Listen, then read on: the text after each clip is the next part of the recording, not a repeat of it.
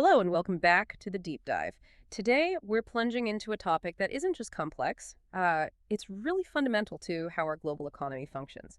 We're talking about the intricate world of international investment and, well, debt. Think of it as the financial lifeblood connecting nations, but sometimes, yeah, their greatest vulnerability too. This deep dive is basically designed to give you a shortcut, a real understanding of these crucial global financial dynamics, not just what they are, but the big debates, the players, and why this stuff ripples through economies everywhere. We've sifted through a whole stack of sources, um, deep economic analyses, detailed briefings to pull out the most important insights for you.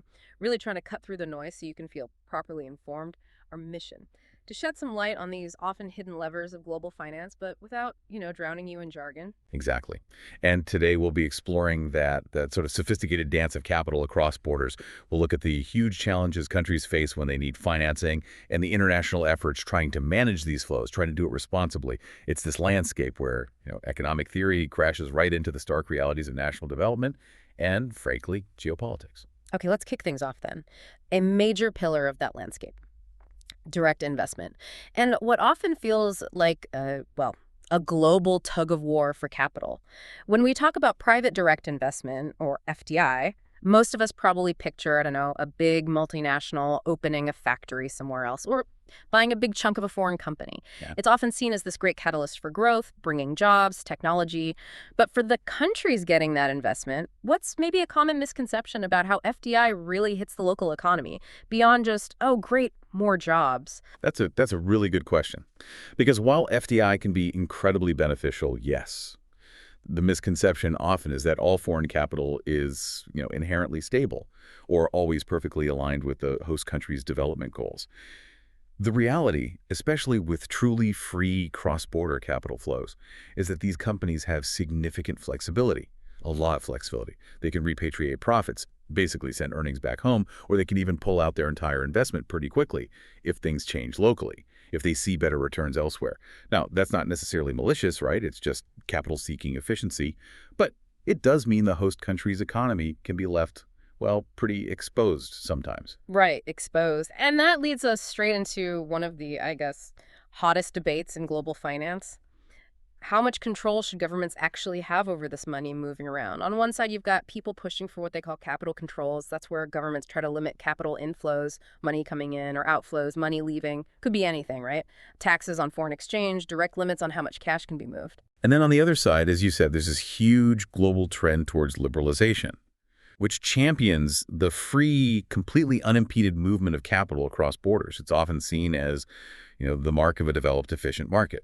What's really fascinating here is that this isn't just some academic debate in an ivory tower.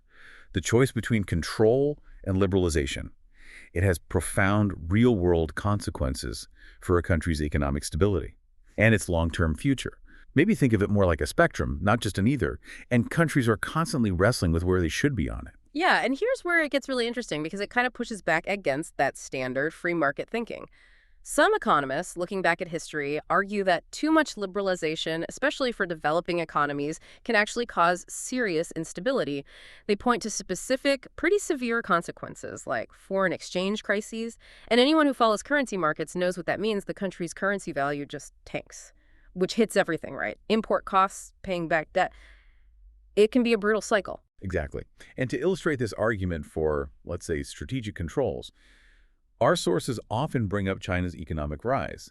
While many economists push for full capital account convertibility, letting money flow freely, China has, for decades, kept significant capital controls. Its currency isn't freely convertible in the same way others are. And some analysts argue this wasn't a hindrance, it was actually a strategic buffer. It allowed China to avoid those sudden, really destabilizing capital outflows that hammered other Asian economies back in the late 90s. Ah, the Asian financial crisis, Yeah, Thailand, Indonesia. precisely. Those economies had much more liberalized capital markets at the time. China's approach, sort of a managed openness rather than full liberalization, arguably gave its domestic industries time to mature before facing, the full blast of global competition. So it raises this important question. Is there a kind of strategic sweet spot where controls, maybe not forever, but as a tool during development, can actually foster more stability and sustained growth? Or is it just, delaying the inevitable? That's a really powerful counter narrative. Makes you think. So, whether you're a seasoned investor watching emerging markets, or maybe just trying to figure out why some nations seem to handle global economic shocks better than others, understanding this delicate balance, this tension between openness and control, is absolutely critical. It's like a foundational concept for understanding a country's resilience, isn't it? Okay, so moving beyond the private sector, the FDI dance. There's this other massive piece of the global financial puzzle, how countries themselves, particularly less developed nations, borrow money to fund their growth. And this is where a couple of, well, huge international institutions come into play. The International Monetary Fund, the IMF, and the World Bank. People often mention them together, but their roles are actually quite distinct and pretty vital for development. They really are. And if we try to connect this to the bigger picture, the World Bank's main job is very much focused on long-term development lending. It's not just about handing out cash, it's strategic investment, designed to create the fundamental conditions for economic growth. I mean, think about it. How does a country lift its people out of poverty without reliable infrastructure? It's almost impossible. So the World Bank sponsors everything from massive infrastructure projects, roads, power grids, water systems, to really crucial initiatives in health, education, agriculture. These are literally the building blocks that let a nation join the global economy and improve its citizens' lives. And it has different parts too, like the IDA International Development Association that gives grants and interest-free loans to the poorest countries, and the IBRD International Bank for Reconstruction and Development, which lends more to middle-income countries. Wow, that's a huge task, literally building the foundations for modern economies. But here's the rub, and it's a big one. Borrowing can fuel essential growth, yes, but it's definitely a double-edged sword. Developing countries often end up with these just unsustainable levels of debt, and then they're trapped, unable to repay. Can you imagine a country where, say, 40% of its entire national budget just goes to paying interest and principal on old loans? That's money that isn't building schools or stocking hospitals or investing in new industries. It creates this really vicious cycle, right, where future growth is just choked by past debts, leads to austerity, social unrest. And this is exactly where the IMF often steps in, but with a different focus. While the World Bank is about those long-term projects, the IMF acts more like a global financial firefighter. It provides short to medium-term loans to countries having balance of payments crises, which basically means they can't pay for their imports or service their existing debts. They're in immediate trouble. A really core part of their work, especially historically, involved these debt reduction programs for heavily indebted poor countries, or HIPCs. That initiative, launched back in the late 90s, was all about reducing the debt burden of the world's poorest, most indebted nations down to levels they could actually manage, trying to give them a chance to break free from that cycle we just talked about. Now, the HIPC initiative, it wasn't without its critics. Definitely not. Some argue the conditions attached to policy reforms countries had to make to qualify were maybe too harsh, or the relief wasn't enough.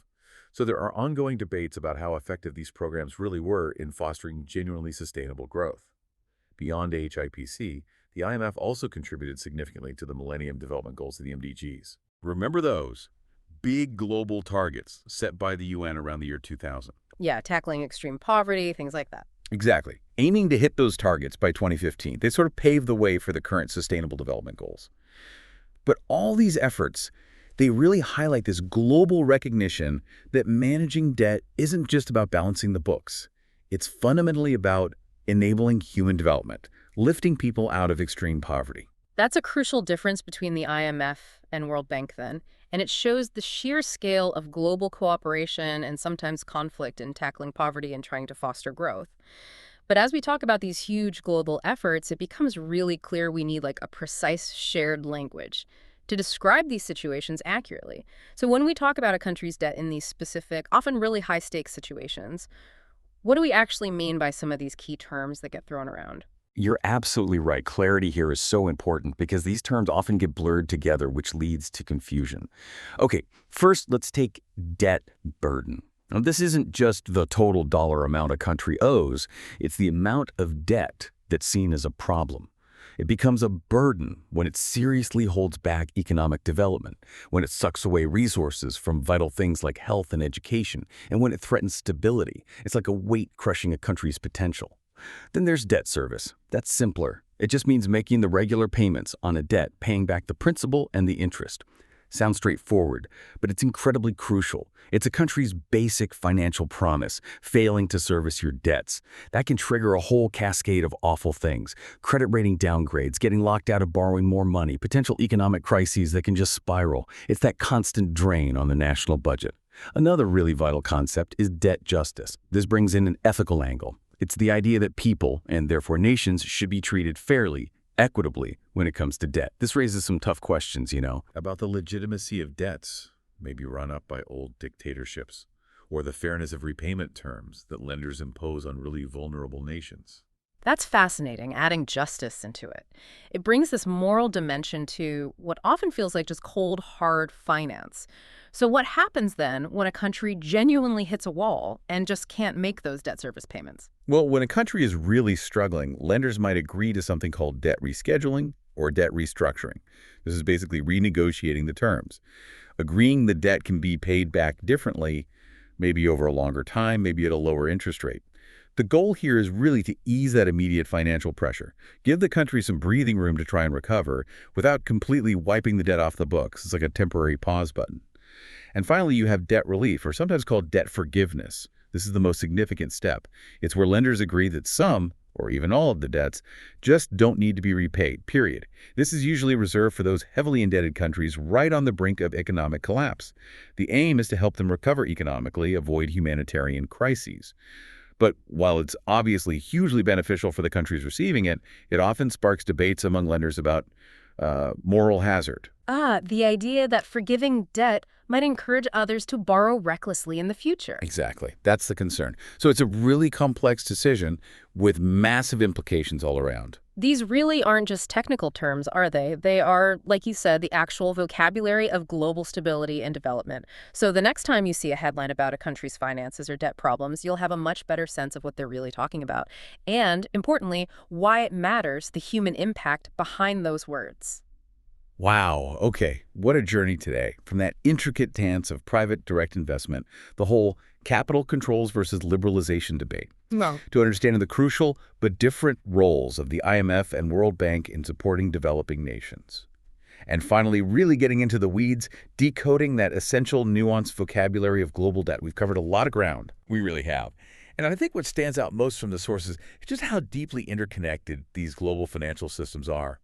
Decisions made about capital flows in, say, London or New York, whether it's about liberalization or control, can send ripples across the globe. They can cause instability somewhere else or maybe foster growth. The constant challenge is finding that balance, isn't it, between market efficiency, national economic security, and crucially equitable treatment for every nation. It's a system that's always moving, always adapting to new challenges. So what does this all mean for you, listening in, trying to make sense of these global forces, thinking about these ongoing debates, capital controls versus liberalization, the successes, the criticisms of institutions like the IMF and World Bank, that constant struggle with unsustainable debt? Here's something to maybe mull over. How should the international community really balance national sovereignty? A country's right to control its own path with this undeniable global economic interdependence, an interdependence that often pushes nations to conform to international financial norms, whether they like it or not. What approach do you think is most responsible? How do we ensure a stable and equitable global economy for everyone? That's all for this deep dive. We really hope this exploration has given you some fresh perspective, maybe some powerful insights to bring to how you see the world. Until next time, keep digging.